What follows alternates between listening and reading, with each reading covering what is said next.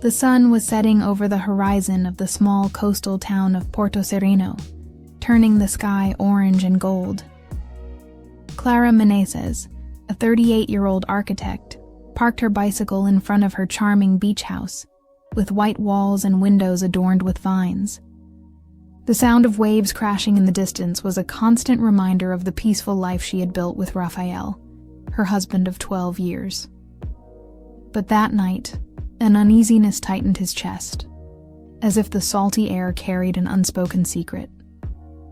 Clara was known for her dedication. At work, his sustainable home projects won awards. At home, she was the pillar that kept everything in balance. Rafael, a wildlife photographer, spent weeks on expeditions, but always returned with stories that filled her eyes with wonder. Lately, however, he seemed distant, even though he was present. Their smiles were mechanical, their conversations short. Clara attributed it to tiredness, but something about the way he looked away made her doubt it. Upon entering the house, Clara let the keys jingle on the wooden hook. The room was lit by a soft light, but the silence was broken by laughter coming from the backyard. A masculine, serious one. Another feminine, familiar, but with a note of intimacy that she didn't recognize. His heart sped up. Passing through the glass door, she saw Rafael sitting in a wicker chair, very close to a woman that Clara immediately identified. Marina, her cousin and confidant for years. They laughed, their faces lit up by a makeshift fire, their hands almost touching. If you are following Clara's journey in Porto Sereno, comment the word waves in the comments. We want to know that you've watched this far and felt the breeze of this exciting story. Clara. Rafael stood up, his smile wavering. Marina fixed her hair, suddenly tense. I didn't know we had a visitor, said Clara, her voice firm, but her eyes searching for answers.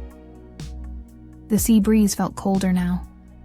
Something was wrong, and Clara felt the weight of a truth that she still didn't understand. What was Marina doing there? So comfortable? And why did Rafael look so guilty? The night in Porto Sereno seemed darker after the scene in the backyard. Clara sat at the dining table, her fingers drumming on the wood as Rafael and Marina tried to explain her presence. Marina brought some wines from the winery where she works, Rafael said, pointing to an open bottle. I wanted to surprise you. Marina nodded, but her eyes looked away from Clara's, as if she was afraid of being read. The explanation sounded plausible, but the intimacy Clara had witnessed was not something a bottle of wine could justify. In the following days, Clara tried to get back to her routine, but distrust consumed her. In the office, while he was drawing plans, his mind wandered to Rafael and Marina. She remembered how charismatic Marina had always been, with a seductive way that effortlessly attracted attention. They grew up together, almost sisters. But now Clara questioned every memory. Why was Marina showing up so much lately? And why did Rafael seem so comfortable with her? One afternoon, Clara found a receipt in Rafael's coat pocket. A dinner for two at a fancy restaurant in the neighboring town, dated from a night he said he was at a photo shoot. Confronting him seemed inevitable, but she hesitated. Instead, he called Sophia, his best friend and owner of a local bookstore. Sitting in a cafe by the sea, Sophia listened attentively. Clara, have you asked Marina directly? She's your cousin, not a stranger. Clara shook her head. I'm afraid of what she might say. That night, Clara decided to act. He invited Marina to dinner at home, just the two of them. The table was set with candles and a seafood platter, but the tension was palpable. Marina arrived with a smile, but Clara was direct. "What's going on between you and Raphael?" Marina laughed nervously. "Nothing, Clara. We're just friends." But his hands shook as he held the glass. Then she blurted out, "Have you ever thought that maybe he's so distant because of someone else? Not me, but someone." The insinuation dropped like a stone. Clara felt the ground shake beneath her. Who was this other person? Marina's insinuation echoed in Clara's mind, like the sound of waves against the rocks of Porto Sereno. Someone else. The words haunted her as she cycled to Raphael's photography studio, determined to find answers. The studio, a converted warehouse overlooking the sea, smelled of chemicals and coffee. Clara entered without knocking, finding Raphael organizing negatives. He looked up, surprised. "Clara, what happened?" Bluntly, she threw the dinner receipt on the table. "Who was with you that night?" Raphael hesitated, his face pale. "It was just a customer," he said, but his voice was shaking.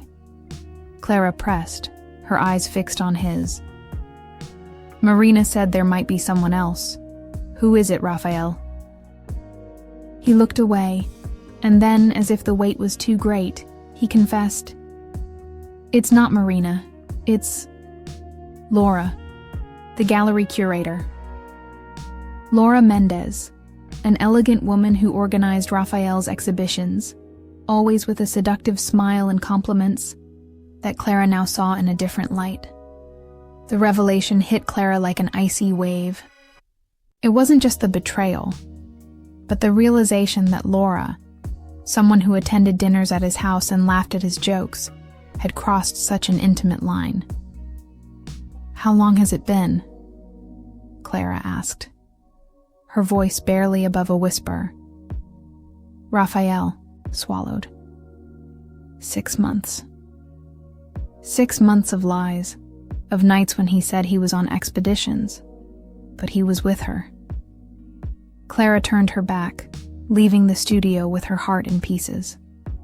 On the beach, under the starry sky, she sat on the sand, the sound of the sea now a scream in her head. Laura wasn't just an intruder. It was someone Clara knew, who had deceived her with fake smiles. But then, another thought hit her. Marina knew. Her cousin had tried to divert suspicion, but she knew the truth. The betrayal was not just Raphael's, but also those who chose to hide it. Clara felt anger, pain, and a growing determination. She needed to confront Marina and understand how far this web of lies went. The waves of Porto Sereno broke with force that morning, as if they echoed the storm inside Clara. After Raphael's revelation, she spent the night awake, walking around the house that used to be her refuge. Every corner, the table where they had dinner with Laura, the sofa where Marina laughed with Raphael, now seemed stained. But amid the pain, a spark of clarity emerged. Clara couldn't let the betrayal define her. She needed to face the truth, not only for Raphael, but for herself. He decided to start with Marina, at the winery where her cousin worked, a rustic space with vines in the background. Clara found her serving customers.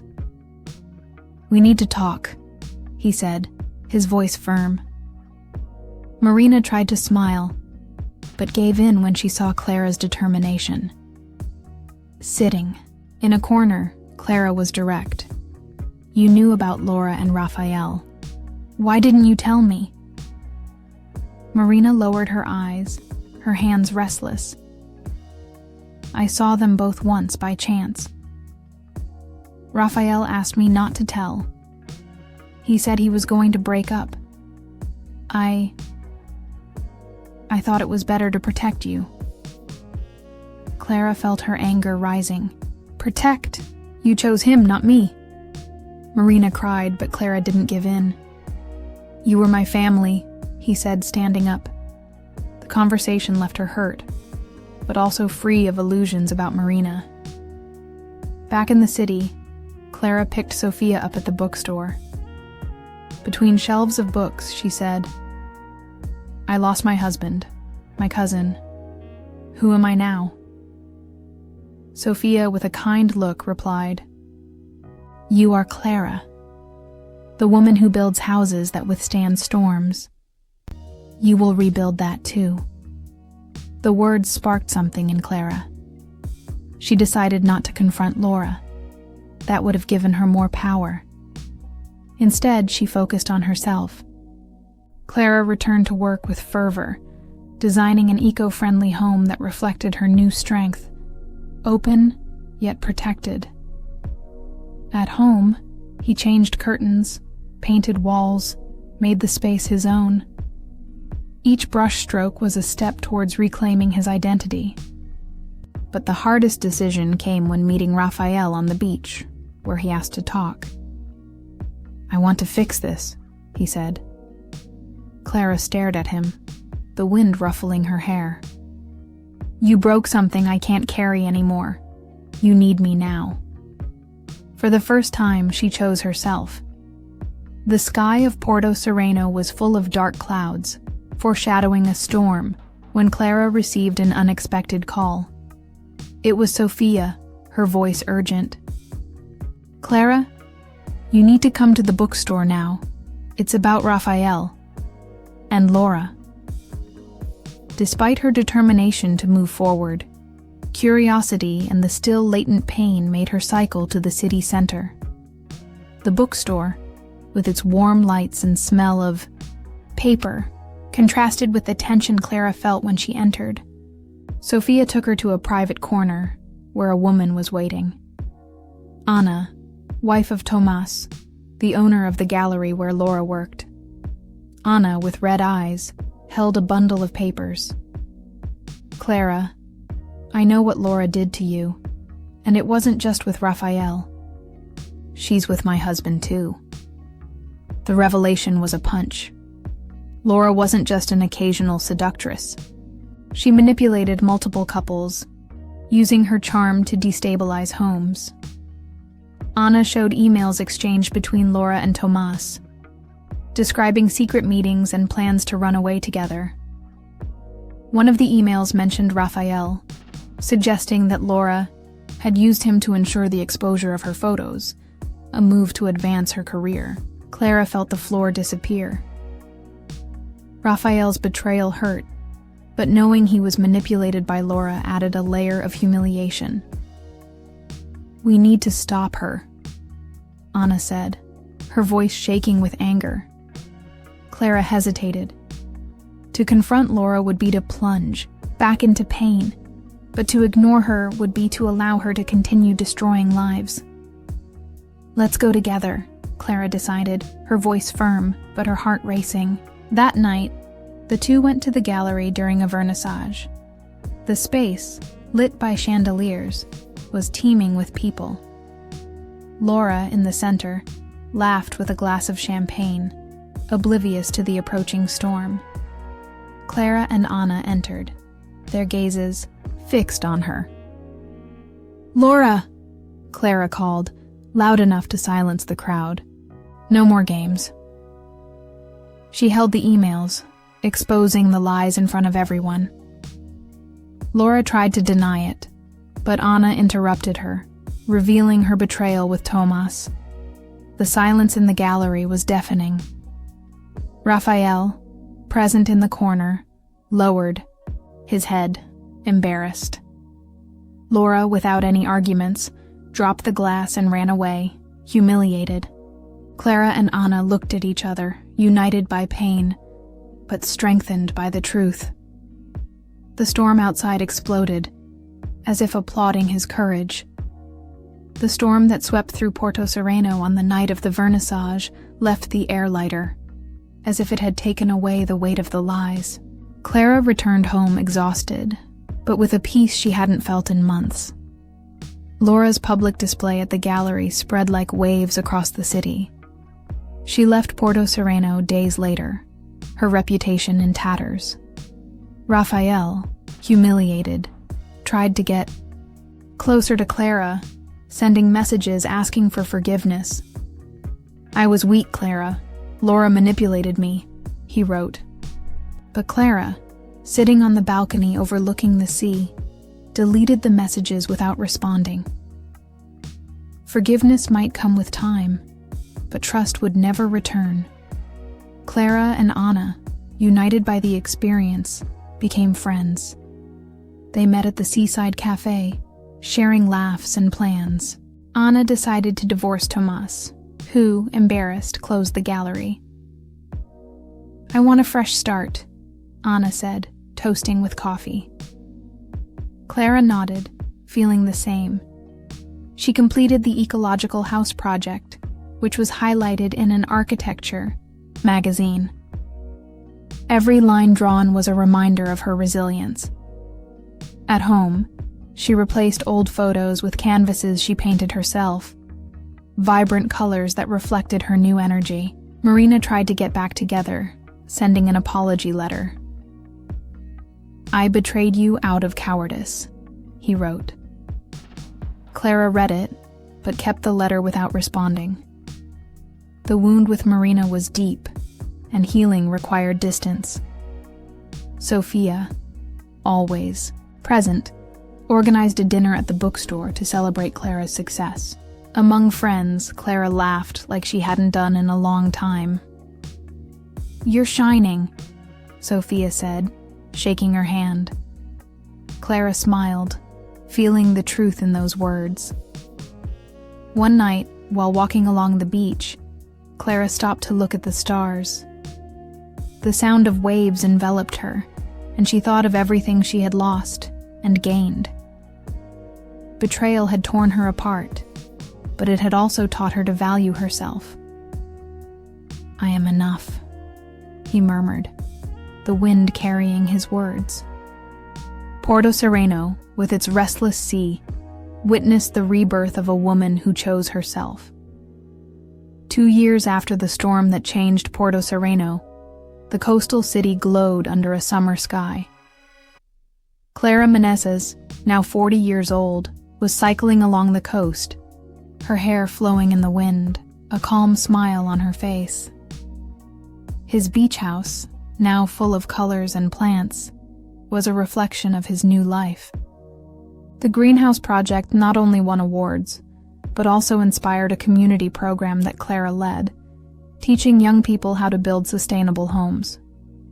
Porto Sereno knew her no longer as Raphael's wife, but as a force of renewal. Clara kept in touch with Anna, who opened a ceramic studio in the city. The two laughed at their scars, transforming pain into art. One afternoon, at the seaside cafe, Anna showed off a new piece, a vase with cracks filled with gold. "Like us," he said, and Clara toasted a juice, agreeing. Sophia, her faithful friend, expanded the bookstore, creating a space for soirees where Clara sometimes read poems she wrote, verses about wild seas and new beginnings. Raphael left Porto Sereno, working as a freelancer in another city. Clara heard that he was single, trying to rebuild his career damaged by the scandal. She held no grudges, just indifference. Marina, on the other hand, showed up once at the winery, asking to talk. Clara listened to her, but with clear limits. "Maybe one day we'll be cousins again," she said, "but not now." Marina nodded, respecting the space. One night, during a soiree at the bookstore, Clara read a poem about finding light in storms. The audience applauded, and a young woman approached, saying that Clara's program had inspired her to study architecture. Clara smiled, feeling the impact of her journey. On his way home, he stopped at the beach, where the sea sparkled under the moon. "Thank you," she whispered, not to the sea but to herself, for choosing to rebuild herself. Porto Sereno, with its eternal waves, held the story of a woman who turned betrayal into strength, lighting the path for others. Don't forget to like and subscribe to help us, and tell us where you watch us from.